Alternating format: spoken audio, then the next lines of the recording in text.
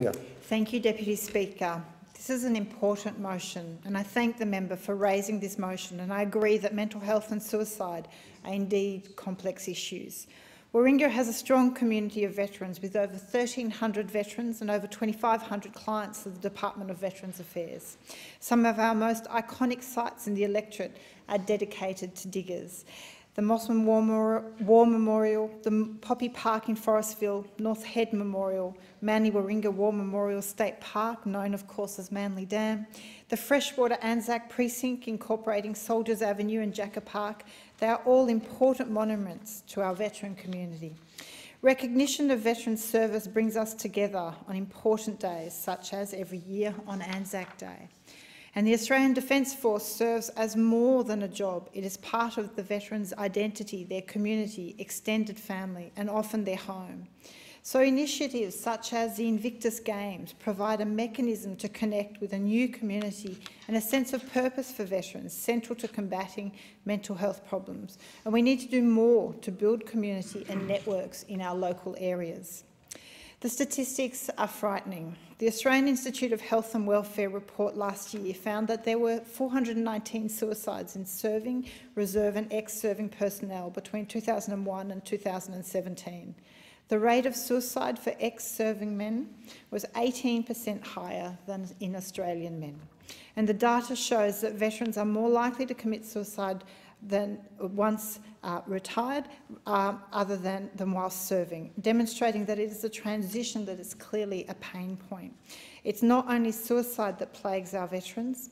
Our veterans are also twice as likely to be imprisoned as those who haven't served. Veterans are 2.5 times more likely to experience homelessness than in the general population.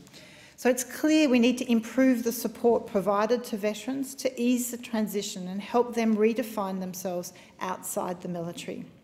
I welcome the appointment of the National Commissioner for Defence and Veterans Suicide Prevention. This role will be important in drawing attention to and working through the key issues faced by veterans in their transition and throughout their lives post-service. I also welcome the appointment of the Family Advocate. Families are the first to experience mental health struggles of our veterans. We need to support them, integrate them in the support structure and assist veterans with their transition. These two new roles will reinforce the work already underway through the Veterans-Centric Reform Program, and I encourage the government to continue with the full implementation of this program to realise its benefits. I'm proud to report on the efforts of the Veterans Centre of the Northern Beaches, which continues to support many current and former Australian Defence Force personnel and their families. The handover between Australian Defence Force and Department of Veterans Affairs rehabilitation teams can be a long administrative process. The Veterans Centre offers to bridge this gap and to ensure that the transitioning member is not left unsupported whilst they navigate their way out of the service environment and into civilian life. They currently serve 137 regular clients, 20 are on the wait list, and we have seen a 25% increase in the number of inquiries during lockdown. The centre has not been immune to the economic impact of COVID-19 and the restrictions. Funds are limited and they will be seeking additional funding from both fundraising and public funds to continue their services. So I encourage the Minister for Veterans Affairs to consider advancing projects that will assist, for example, the 10 terminal facility at Middle Head that has the support of the local community.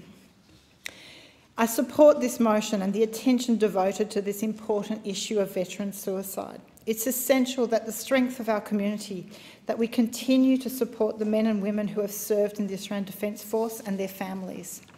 The strengths of the community in the ADF is one that we would do well to strive towards in our local communities. Doing this and bringing our veterans with us may well assist in transforming the issue.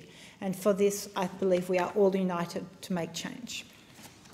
I thank the member for Warringah for that.